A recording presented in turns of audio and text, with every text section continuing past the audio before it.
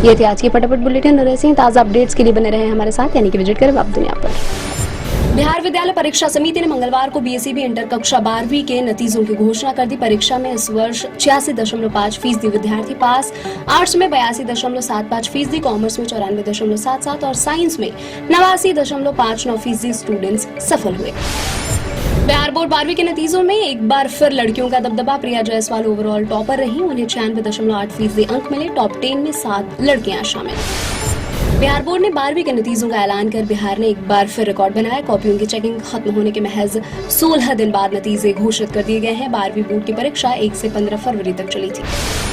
तृणमूल कांग्रेस सांसद कल्याण बैनर्जी ने पश्चिम बंगाल के लिए लंबित केंद्रीय निधि को लेकर मंगलवार को केंद्रीय ग्रामीण विकास मंत्री शिवराज सिंह चौहान पर निशाना साधा। कहा, चौहान अमीरों के दलाल हैं। भाजपा ने कहा, अपमानजनक बयान के लिए माफी मांगी बैनर्जी। दिल्ली की मुख्यमंत्री रेखा गुप्ता ने वित्त वर्ष 2025-26 के लिए 1 लाख करोड़ रुपए का बजट पेश किया। इसमें बिजली, सड़क, पानी और संपर्क सहित 10 क्षेत्रों पर ध्यान केंद्रित किया गया। बजट परिव्यय में पिछले वित्त वर्ष 2024-25 की तुलना में 31.5% की वृद्धि की गई।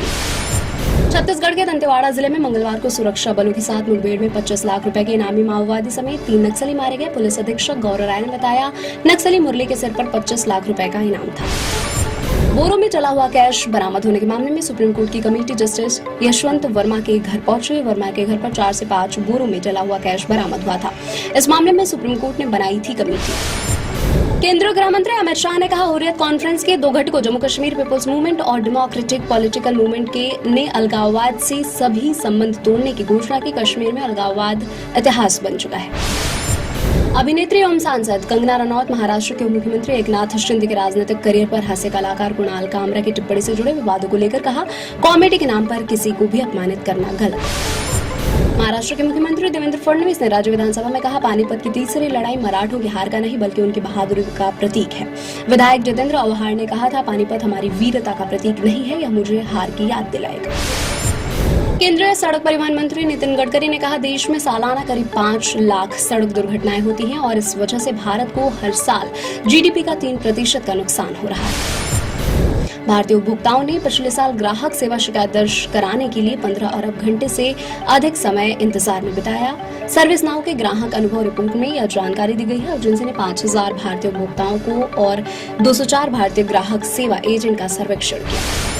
जीटीआरआई के संस्थापक अजय श्रीवास्तव ने कहा, भारत को अमेरिका के साथ प्रस्तावित द्विपक्षीय व्यापार समझौतों पर बातचीत करते समय सतर्क रहना चाहिए।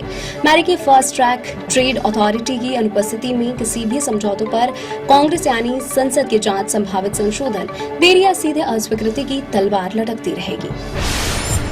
ओडिशा विधानसभा में हंगामे के चलते कांग्रेस के 12 विधायक 7 दिन के लिए निलंबित। सदन में अनुशासनहीनता के आरोपों में स्पीकर ने किया निलंबित। तेलंगाना के नगर कुर्नूल में श्रीशैलम लेफ्ट बैंक कनाल परियोजना की सुरंग का एक हिस्सा ढह जाने के कारण लगभग 1 महीने से अधिक समय से उसके अंदर फंसे 7 लोगों में से एक व्यक्ति का शव मंगलवार को बरामद किया गया। सुरंग के अंदर से अब तक 2 लोगों के शव बरामद किए जा चुके हैं। उत्तर प्रदेश के मुख्यमंत्री योगी आदित्यनाथ ने कहा, उनकी सरकार ने पिछली सरकारों की एक जिला एक माफिया की नीति को बदलकर एक जिला एक मेडिकल कॉलेज से बदल दिया है।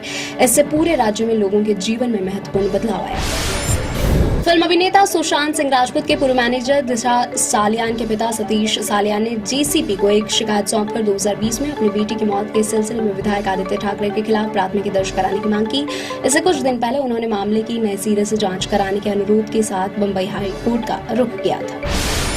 स्थानीय शेयर बाजारों में मुनाफा वसूली हावी रहने से मानक सूचकांक मामूली बढ़त के साथ लगातार 7वें दिन में चढ़कर बंद हुआ है। सेंसेक्स 33 अंक बढ़कर 78,017 अंक पर हुआ बंद। निफ्टी भी 10 अंक बढ़कर 23,669 अंक पर हुआ बंद। सलमान खान की फिल्म सिकंदर की एडवांस बुकिंग शुरू हो गई है। यह फिल्म 30 मार्च रविवार के दिन रिलीज होगी। AR मुरुगदास द्वारा निर्देशित इस मूवी में रश्मिका मंदाना, सत्यराज भी आएंगे नजर। राजकुमार गुप्ता निर्देशित मूवी रेड 2 की रिलीज डेट 1 मई अनाउंस। फिल्म में अजय देवगन और रितेश देशमुख की होगी टक्कर। वाणी कपूर और रजत कपूर भी है महत्वपूर्ण भूमिकाओं में। नमस्कार, वेब दुनिया की फटाफट बुलेटिन में आप सभी का स्वागत है और नजर डालेंगे आज की खास खबर पर।